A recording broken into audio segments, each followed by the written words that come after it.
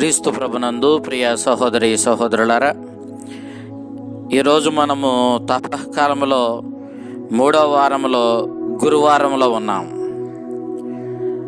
ఈరోజు మనము సువిశేషాన్ని లూకా శుభవార్త 11వ అధ్యాయము 14వ వచనం నుంచి 23వ వచనం వరకు ఆలకించాం.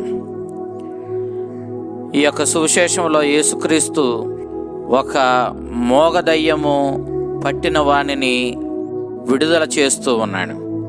మోగదయ్యాన్ని పారద్రోలి అతనికి పరిపూర్ణమైనటువంటి స్వస్థతను దయచేస్తూ ఉన్నాడు.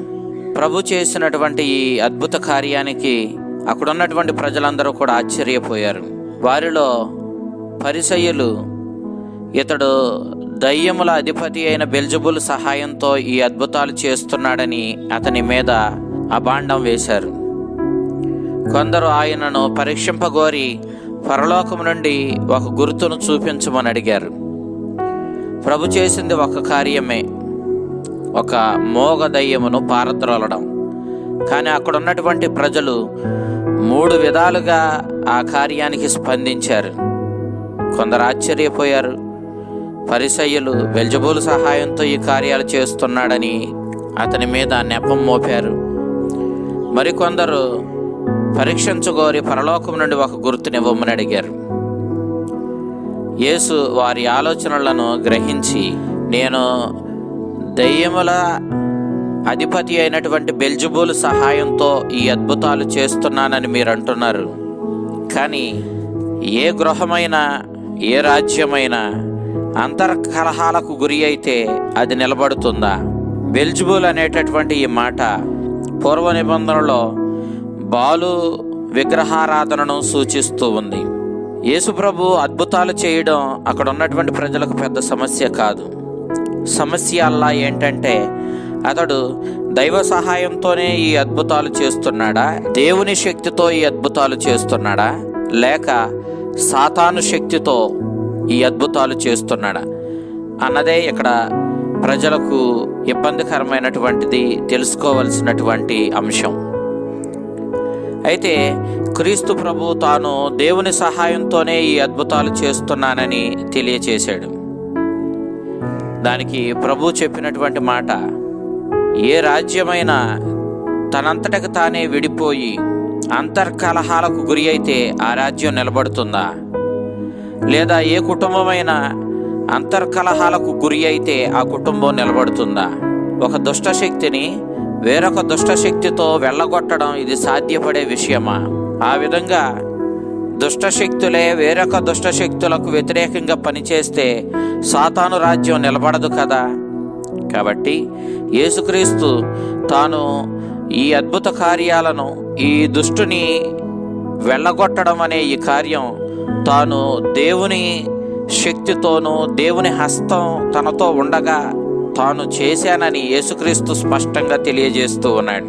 ఒక బలవంతుణ్ణి అంతకంటే బలవంతుడు మీదపడి అతని దగ్గర ఉన్నటువంటి సమస్తాన్ని దోచుకొని స్వాధీనం చేసుకొని పేదలకు పంచిపెట్టడం అనేటటువంటి ఒక అంశాన్ని మన ముందుకు తీస్తూ ఉన్నాడు. ఇక్కడ బలవంతుడు సాతానైతే అంతకంటే బలవంతుడు యేసుక్రీస్తు. అతడు దైవ కుమారుడు. దేవుని శక్తితో బలవంతుడైనటువంటి సాతాను రాజ్యాన్ని అంతమొందిస్తూ అతడు మరింత శక్తివంతమైనటువంటి దేవుని శక్తితో ఏర్పడేటటువంటి దైవరాజ్యాన్ని స్థాపిస్తూ ఉన్నాడు. ఈ విధంగా క్రీస్తు సాతానుని అంతమొందిస్తూ అంతకంటే శక్తి కలవాడై దైవశక్తితో దైవరాజ్యాన్ని స్థాపిస్తూ ఉన్నప్పుడు ఈ గొప్ప సంఘటనకి, క్రీస్తు చేస్తున్నటువంటి ఈ దైవరాజ్య స్థాపనకి శ్రోతలు వెలుపల నిలబడి చూస్తూ ఉండడానికి అవకాశం లేదు. మనం ఆయన పక్షాన నిలబడాలి. ఆయన స్థాపిస్తున్న ఈ దైవరాజ్యానికి మన వంతు మనము సహకరిస్తూ ఆ దైవరాజ్యంలో మనము భాగస్థులమై ఆయనతో కలిసి పనిచేసే వాళ్ళమై ఉండాలి. ఇక్కడ నీవు క్రీస్తు సాతానును వెళ్ళగొడుతూ దైవరాజ్య స్థాపన చేస్తూ ఉంటే నీవు ఆయనతో సహకరిస్తూ ఉన్నావా, లేక ఆయనను విభేదిస్తున్నావా అన్నదే అక్కడ అంశం. సహకరించడము లేదంటే విభేదించడము అనే 2 అంశాలు మాత్రమే ఉన్నాయి తప్ప ఆ అంశానికి నేను ఏ విధంగానూ స్పందించను. ఆయన దైవరాజ్య స్థాపన చేస్తూ ఉంటే దాని గురించి నేను ఏ విధంగానూ పట్టించుకోను. నేను మధ్యస్థంగా నిలబడిపోతాను అంటే అది ఖచ్చితంగా క్రీస్తుకి వ్యతిరేకించడమే అవుతుంది. ఎందుకంటే మధ్యస్థ మార్గం ఇక్కడ లేదు. అయితే నువ్వు క్రీస్తుని దైవరాజ్య స్థాపనలో ఆయనతో చేతులు కలిపి ఆయనకు సహకరిస్తావు, లేదంటే ఆయనను వ్యతిరేకిస్తావు. కాబట్టి నీవు ఆ దైవరాజ్య స్థాపన విషయంలో క్రీస్తుని విధేయించి విశ్వసించి అనుసరించే వ్యక్తిగా నీవు ఉండాలి తప్ప ఆ క్రీస్తునికి సహకరించకుండా అలా అని వ్యతిరేకించకుండా మధ్యస్థంగా ఉంటాను అని అంటే ఇక్కడ అవకాశం లేదు. మధ్యస్థంగా నిలబడిపోవడం అంటే క్రీస్తుని వ్యతిరేకించడమే అనేటటువంటి అంశాన్ని క్రీస్తు ఇక్కడ ఉటంకిస్తూ ఉన్నాడు.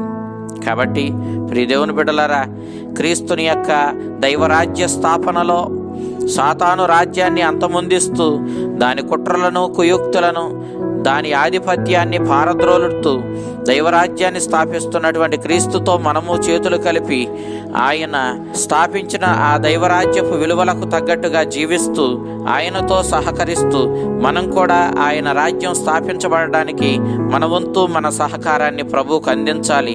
ఆ విధంగా క్రీస్తుతో కలిసి దైవరాజ్యపు విలువలతో జీవించి ఆ రాజ్య పౌరులుగా మన జీవితాలను ధన్యం చేసుకోవాలని ఈనాడు మన సువిశేష పఠనం మనల్ని కోరుతూ ఉంది. ఆ చల్లని ప్రభు మేమందరినీ దీవించి కాపాడునుగాక. ఆమెన్.